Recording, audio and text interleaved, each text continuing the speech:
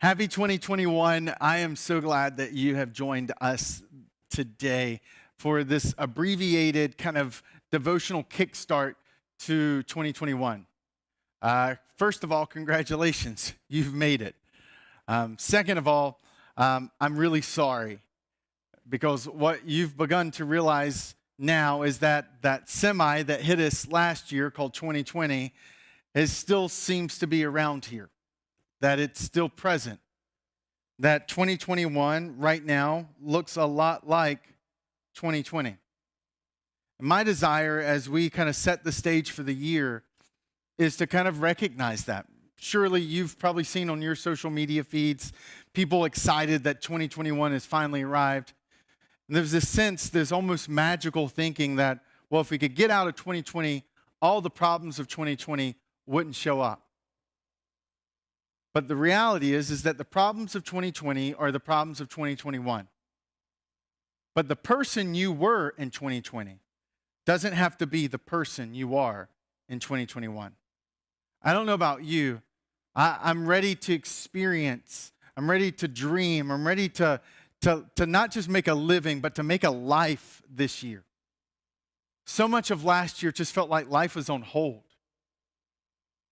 And yet, in the sense that we all felt like we were hit by a semi, I want to give you a thought and a psalm that I've been processing and thinking about and praying for you, for this day, and for me, and this year as well.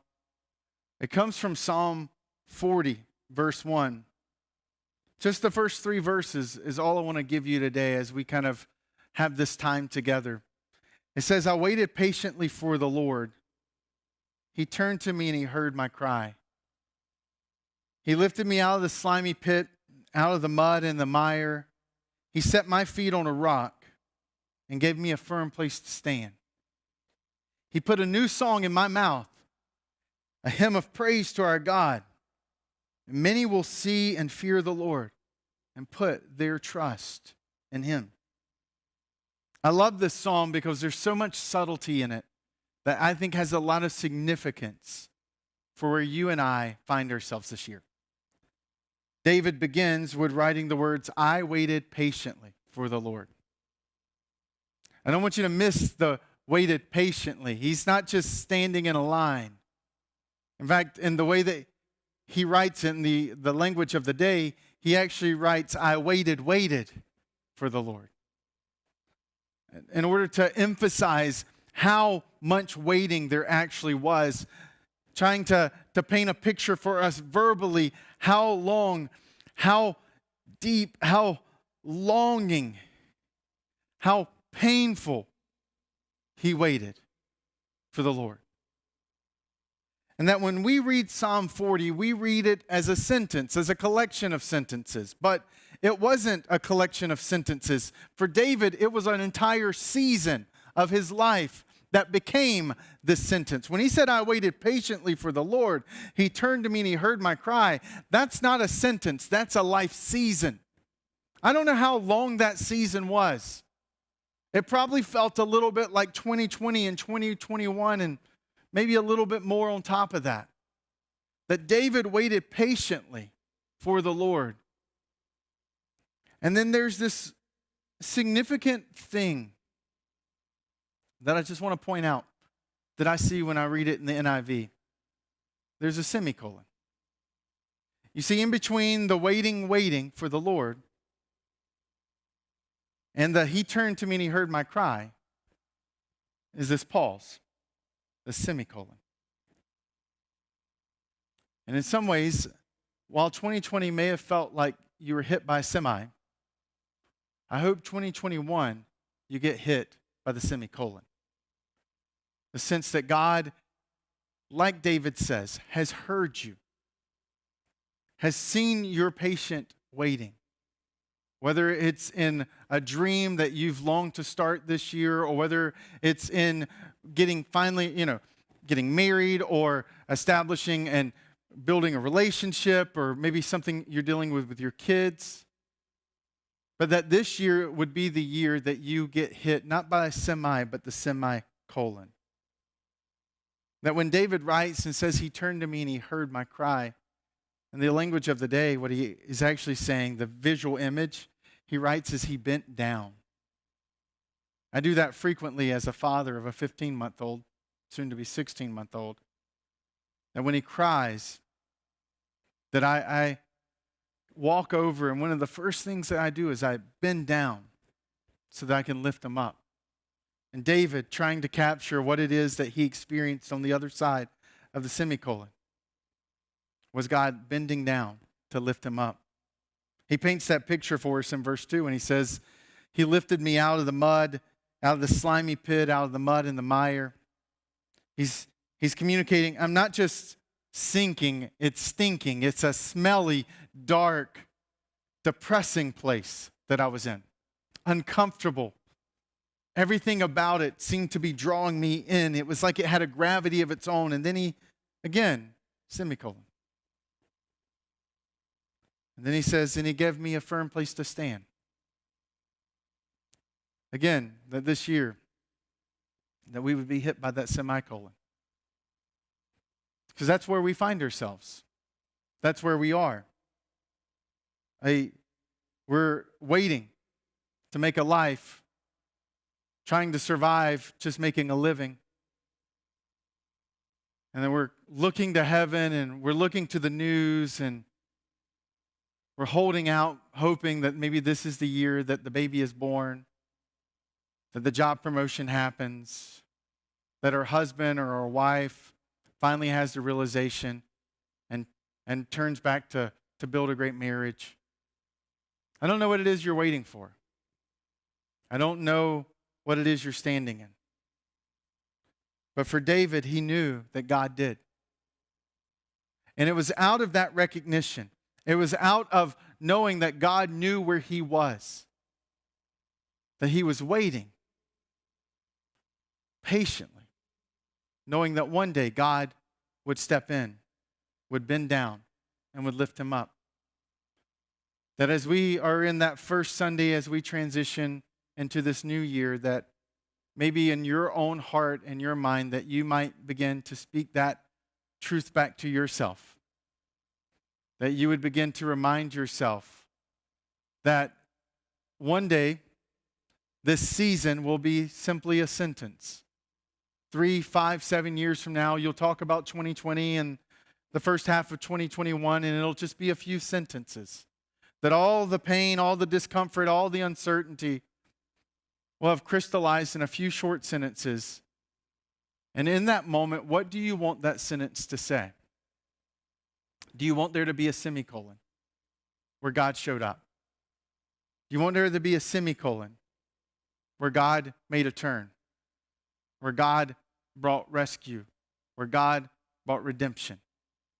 My desire for you and for me is that we would see and experience that semicolon this year. That in your faithfulness and your continued pursuit of your faith relationship with God and your diligence in doing what's right, that you would do it, you would do the work of it, knowing that while you're working, you're also waiting. And that there are some things that you can do. There are some sources of strength that you can draw from. For David, Psalm 40 was not his first psalm. He could have strength in the semicolon because he had written Psalm 23.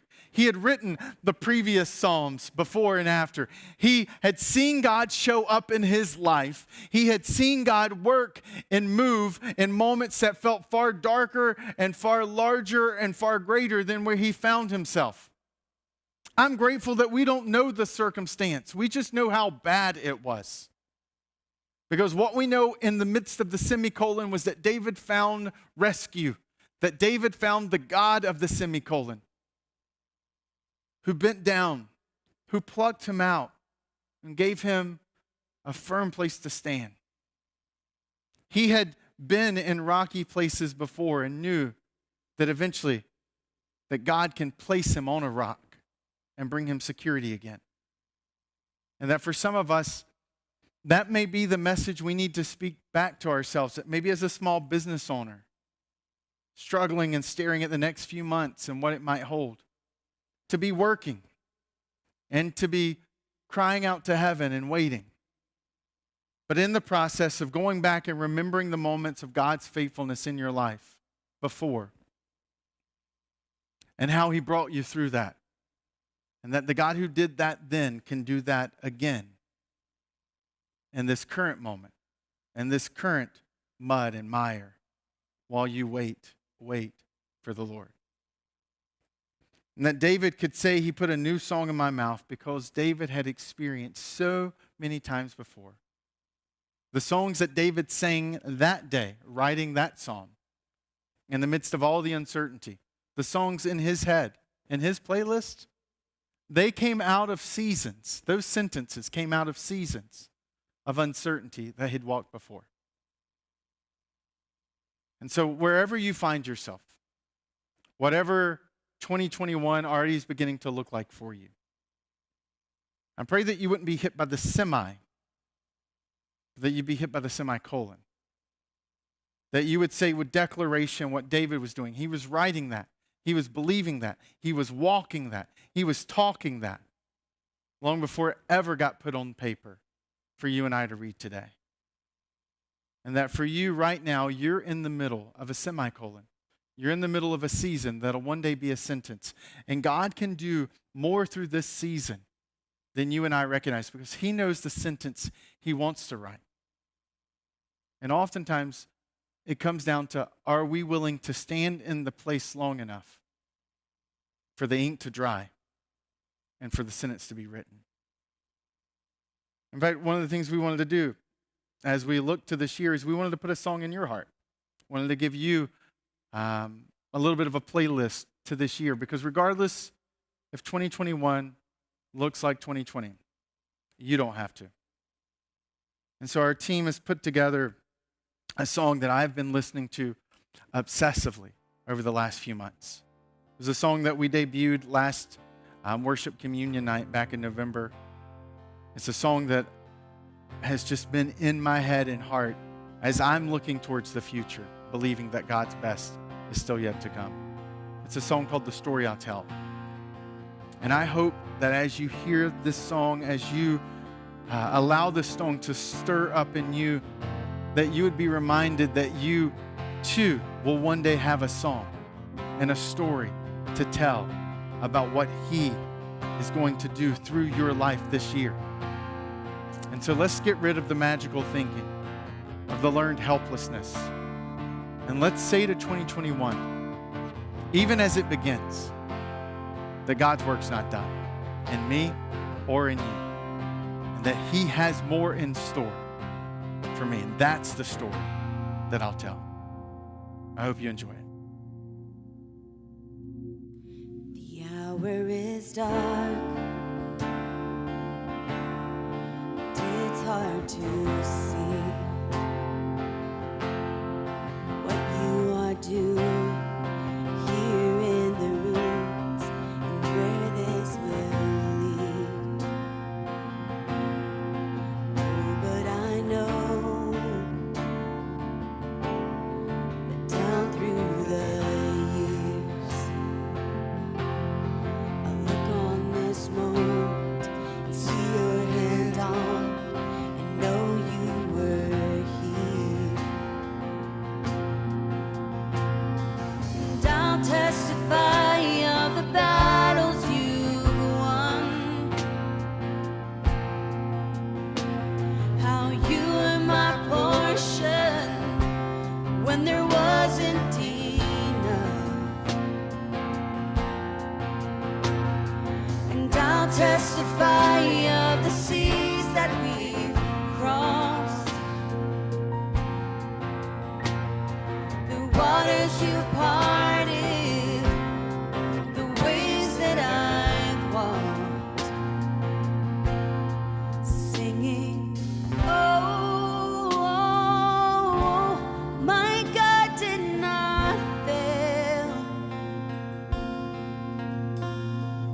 Oh, oh, oh, it's the story I'll tell, singing, oh,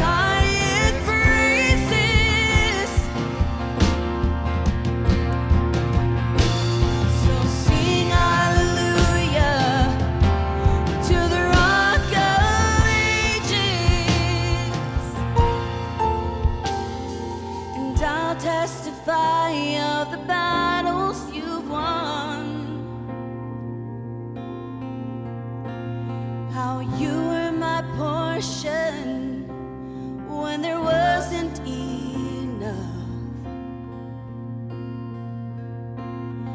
And I'll testify of the seas that we've crossed,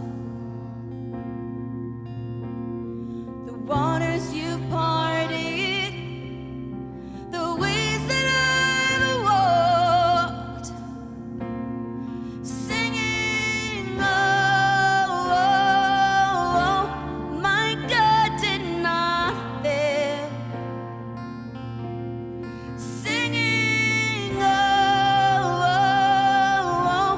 it's the story I'll tell. Oh, I know it is well. Oh, it's the story I'll tell.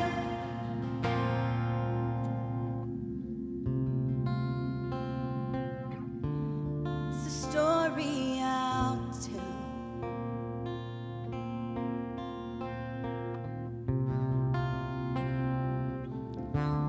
It's the story I'll tell.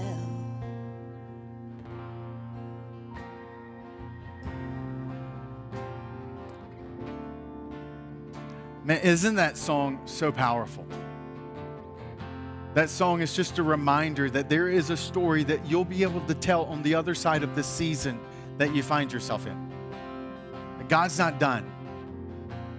And I hope you found in that song strength, and I would encourage you to download, listen to it, put it on repeat, so that in the midst of the semicolon that you may find yourself in, that you'll be reminded there's the other side of the semicolon. The other side where he bends down, where he lifts up, where he sustains, where he stabilizes and gives you a sure foundation. And that one of the ways that we want to help jumpstart that for you is next week, we're going to have a guest speaker, a guy named Bob Goff, who's a New York best-time-selling author, whose books have sold millions of copies. He's a delightful and engaging read. It's one of my favorite authors, but he's one of my favorite people. And I am so thrilled that you're going to get to hear from him, because he's going to be with us digitally next week, January 10th. And so I hope you tune in. And as a surprise, we're going to be able to give away 50 of his books. And he's going to help, I think, out of today's message, set the tone that we all need going into 2021, so that we can embrace this year and live in this year, not just a living, but we can make a life. So I look forward to seeing you back here next week. God bless you. I'll see you Sunday.